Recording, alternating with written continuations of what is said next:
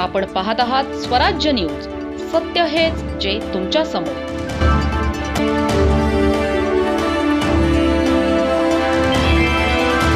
धुळे जिल्ह्यात भरत जाधव आणि त्यांच्या साथीदारांविरोधात कठोर कारवाईची मागणी करत आदिवासी बांधव आक्रमक झाले आहेत. अनवर नाला परिसरातील नागरिकांनी जिल्हा पोलीस अधीक्षकांना निवेदन देत भरत जाधववर मोक्का अंतर्गत कारवाई करण्याची मागणी केली आहे.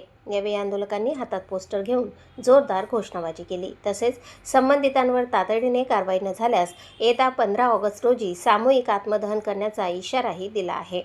पीडितांनी आरोप केला आहे की जुन्या वादातून भरत जाधव आणि त्यांचे साथीदार महिलांसह संपूर्ण कुटुंबाला सातत्याने मारहाण व त्रास देत आहेत. या प्रकारामुळे परिसरात भीतीचे वातावरण निर्माण झाले असून कुटुंबाच्या जीवितालाही धोका असल्याचा दावा करण्यात आला आहे.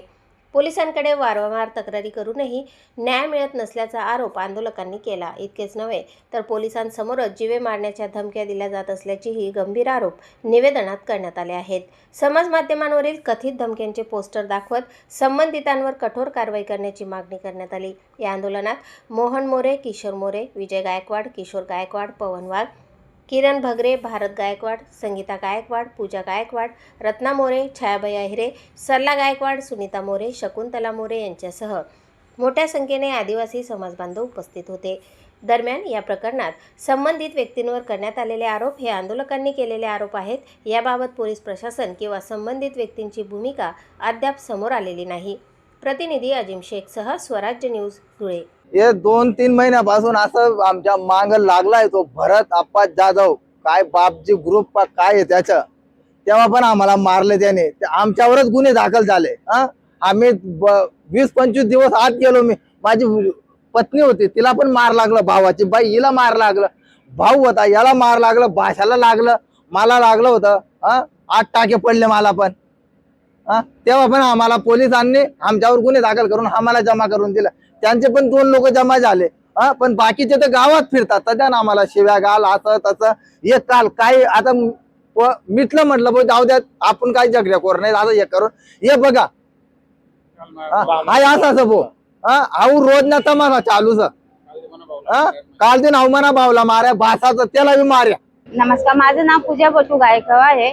काल यांनी भरत आप्पा जाधव यांनी माझ्या भावावर अटक केलेला आहे. काल माझा भाऊ भाजीमळा गेला होता तर यांनी 20 पोरांना मिळून त्यांनी अटक केलेला आहे. तो आता दवाखान्यात आहे. आता उद्या उठून माझे पप्पा पण बाहेर रोज जातात. त्यांना जर काही झालं उद्या उठून तर आम्ही काय करायचं.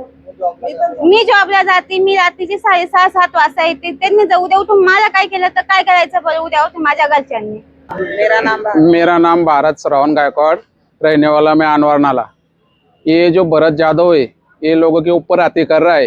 ये गांव वालों को इतना मार रहा है, इतना परेशान कर रहा है कि लोग परेशान हो जाए। ले अभी लोगों ने ऐसा सोच ले कि जाके भाई आत्महत्या कर लेने का, लेकिन इनकी नानने लगने का ऐसे हो जाए। वो बाहर के पोरो बुलाता और लोगों को मारता, दूसरा कुछ नहीं है। उसके गान में तो कुछ जोर नहीं है, बाकी बाहर के पोरे बुला के मारता वो। क्या मांग है तुम्हारी? हमारी इतनी मांग है कि उसको है ना मौका लगने को होना। हम अभी एसपी साहब को निवेदन देने को आए ले। आई 3 महिन्यापूर्वी झगडा व्हायला होती आमनी गाव मध्ये नेवाली.